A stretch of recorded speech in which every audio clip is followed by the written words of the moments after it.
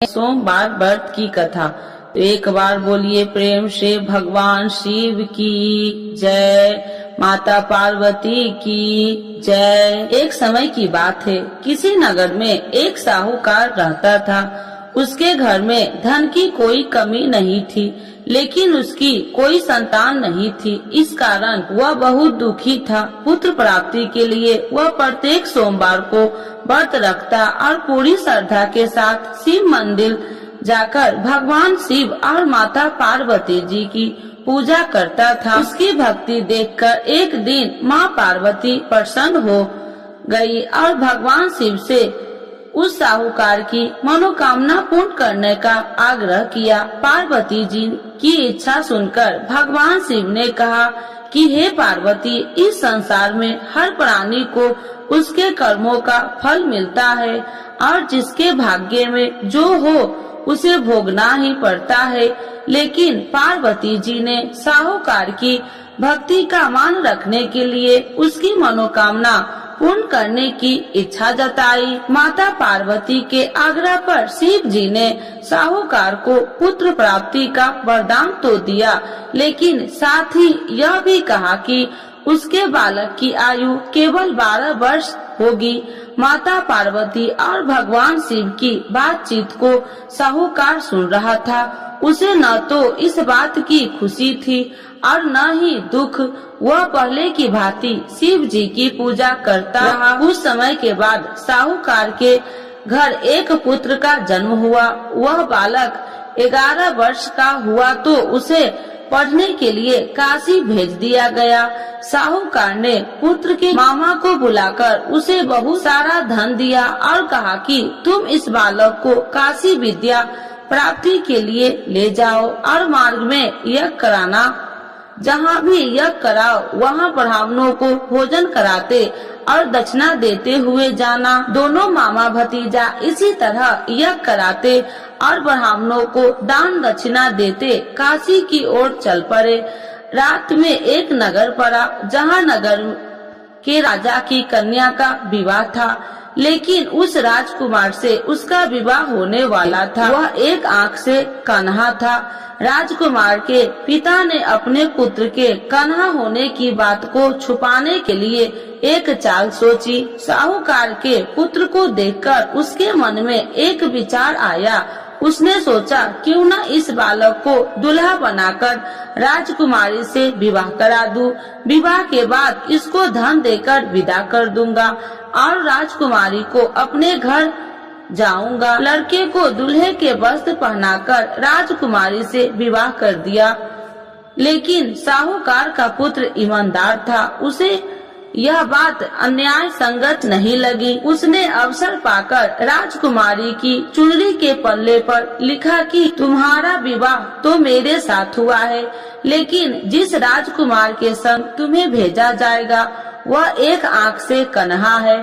मैं तो काशी पढ़ने जा रहा हूँ। जब राजकुमारी ने चुनरी पर लिखी बातें पढ़ी तो उसने अपने माता पिता को यह बात बताई। राजा ने अपनी पुत्री को विदा नहीं किया, जिससे बारात वापस चली गई। दूसरी ओर साहूकार का लड़का और उसका मामा काशी पहुँचे और वहाँ जाकर उन्होंने यज्ञ किया।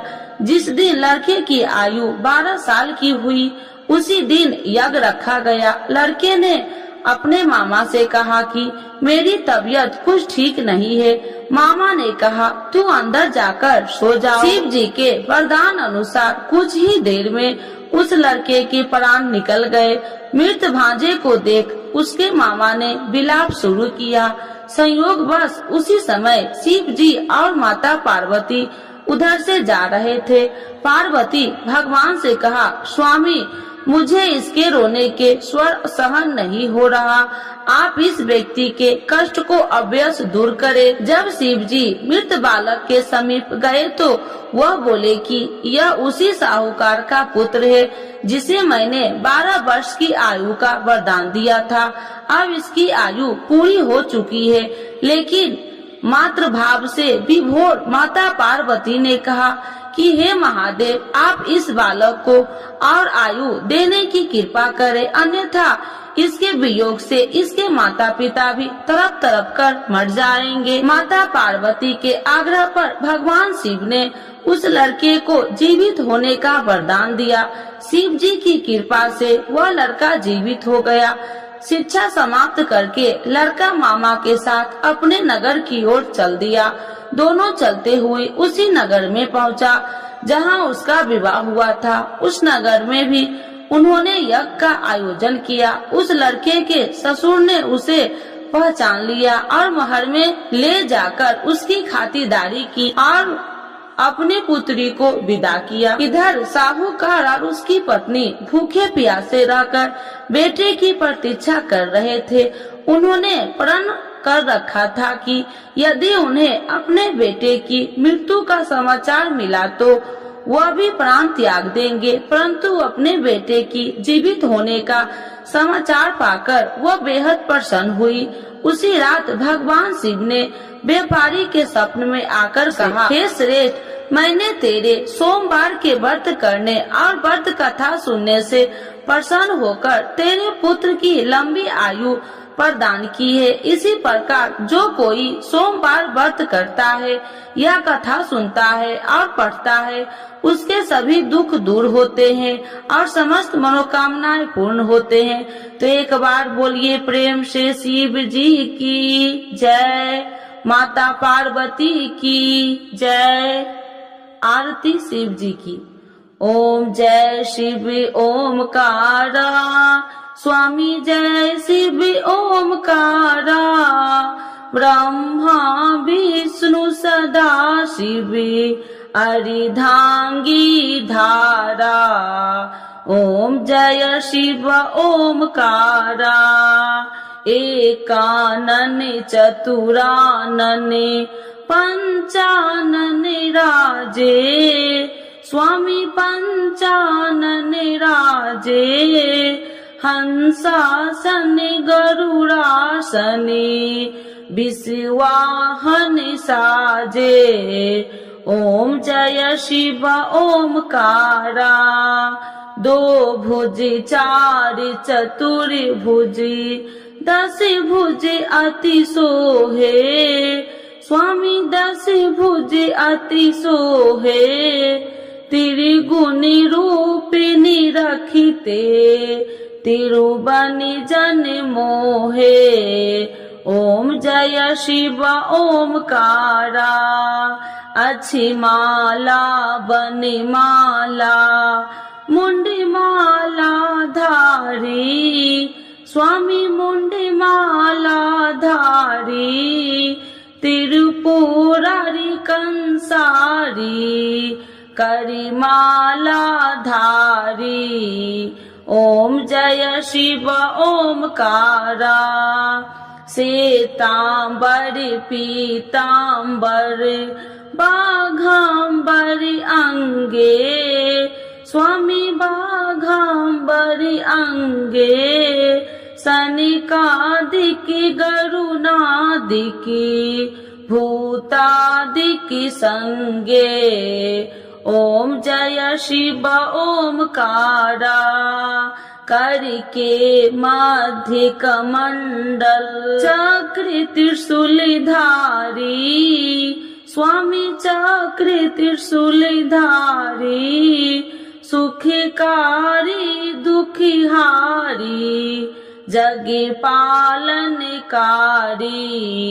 ओम जय शिव ओमकारा, ब्रह्मा विष्णु सदा शिव जानति अविवेका, स्वामी जानति अविवेका, मधु कैटभ दो मारे, सुर भयहीन करे।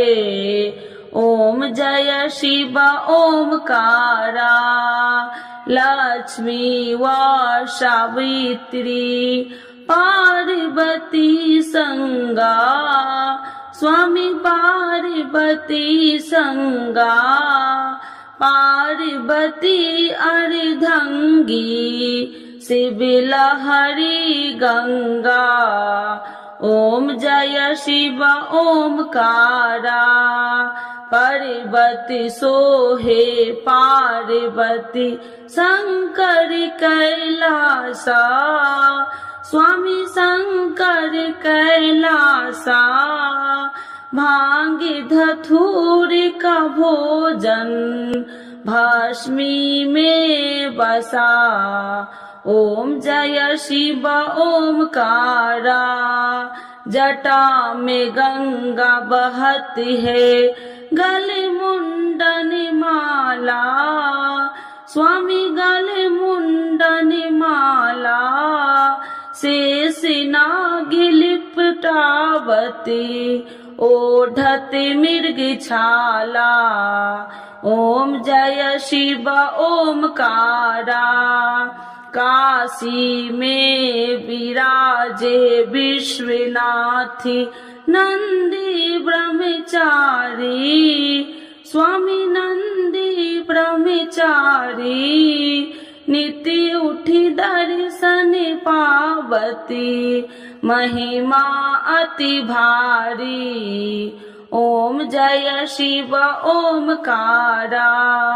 त्रिगुण स्वामी जी की आरती जो कोई नर गावे।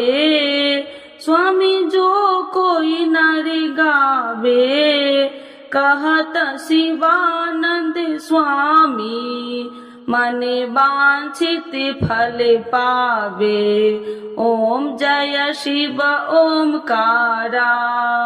प्रभु हर शिव ओमकारा। शिव जी की जय। माता पार्वती की जय।